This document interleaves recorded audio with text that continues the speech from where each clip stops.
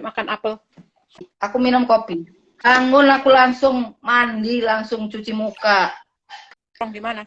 Di rumah, dengerin di Purple. Kita bikin di Purple Night, soalnya di Purple main di Solo. Yusi, kamu nonton nggak Yusi?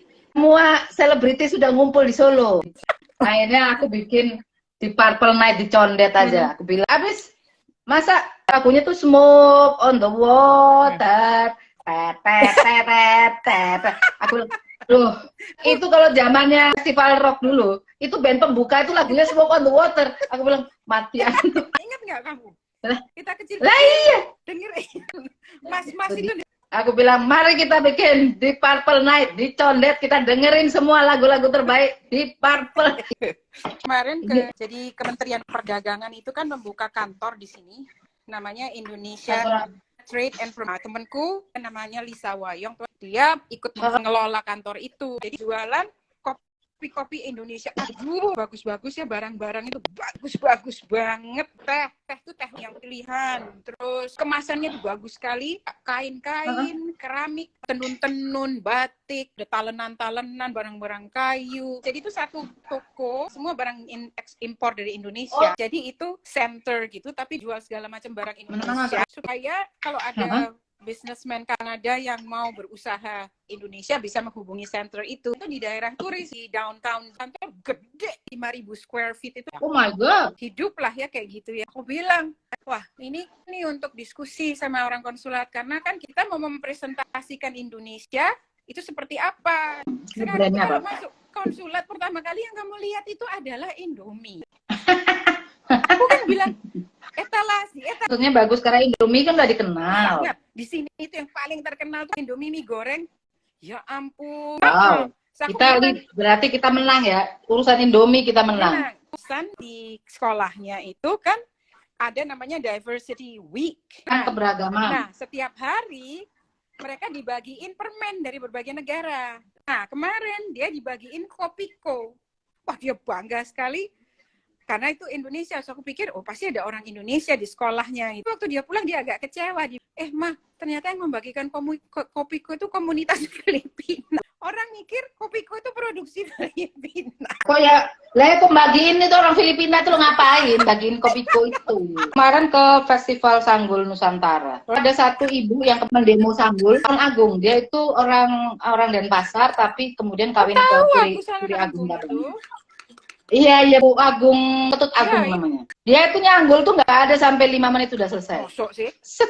Nyanggul. Gimana nasibnya Sri Mulyani? Kemarin kita bahas. Di Purple Night kemarin topiknya adalah memikirkan nasib Sri Mulyani. Aku pertama kali lihat Sri Mulyani udah nggak pakai make up itu. Habis-habisan nih. 964.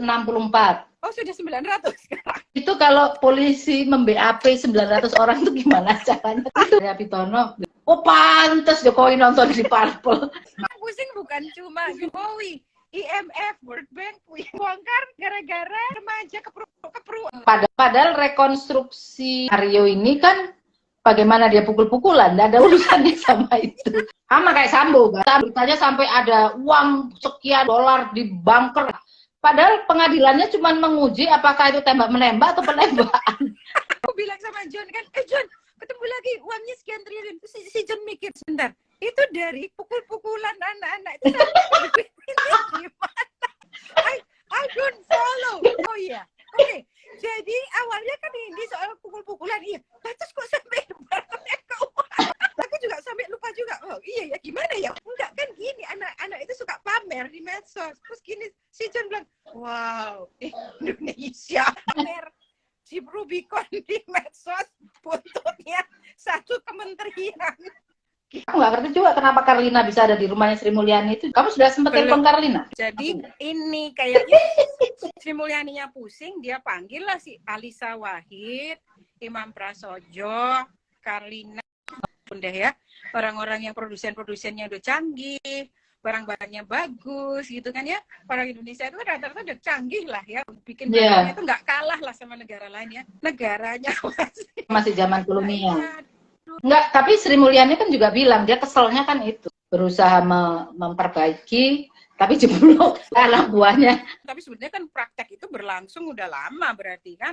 Tapi sebetulnya praktek money laundering itu di mana-mana. Di provinsi ini juga sempat heboh kan money laundering itu. Orang di mobil Maserati, Porsche, pejabat pengusaha tas kresek isinya 2 miliar. Pergi ke showroom, ingkar semua pemerintahan yang baru. Wah, heboh karena sampai bikin bangkrut perusahaan asuransi negara. Money laundering itu persoalan besar memang. Lah money laundering itu kan nggak ada orang di sini bawa tas kresek, semua kan ditaruh di bank. Terlacak sama bank kan berarti banknya tahu. Bank ini pusing semua duitnya.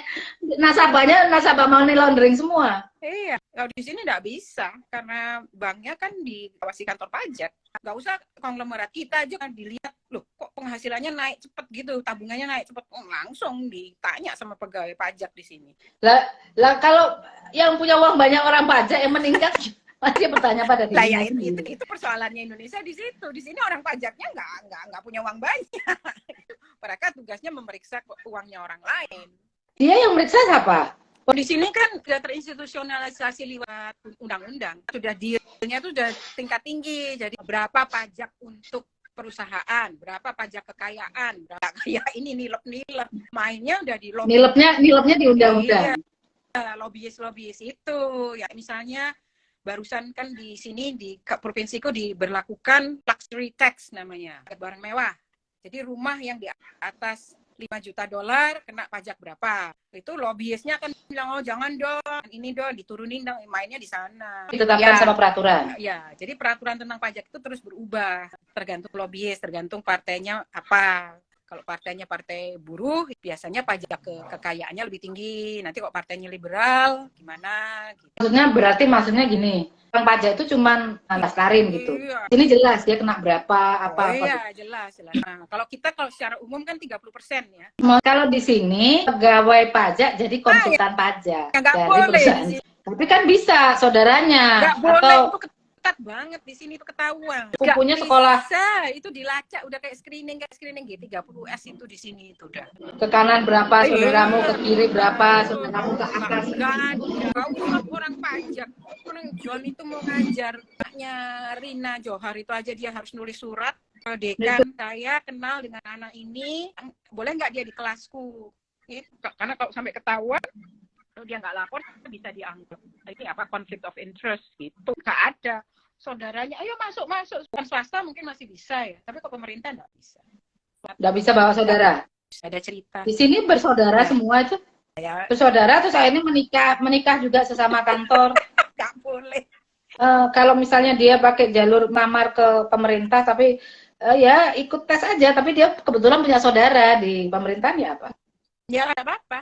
Nanti ya dilihat aja hubungannya, apakah satu kantor apa enggak, apakah ada hubungan semacam garis komandonya atau gimana. Sini kompak.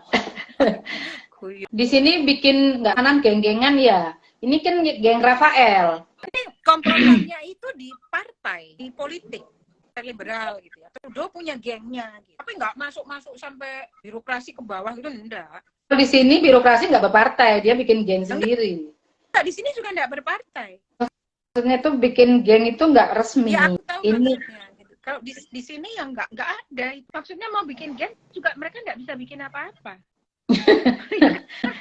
Mau geng-gengan, tapi terus nggak bisa mereka. Oke, kong kali kong, ayo kita bikin sindikat money laundering, nggak bisa. Yang berkuasa betul itu orang-orang partainya. Tapi kalau yang pegawainya ya pegawai aja, nggak bisa. Kita bikin belasting riders. Belasting itu kan bahasa Belanda artinya pajak. Oh, itu lupa makanya suruh bubar sama Sri Mulyani. Geng mafia pajak. Aduh, kalian dulu bikin legacy of authoritarianism itu ya itu yang belum berhasil dibersihkan. Ya, yang lapor pasti orang yang bukan masuk dalam gengnya ya. Rafael itu.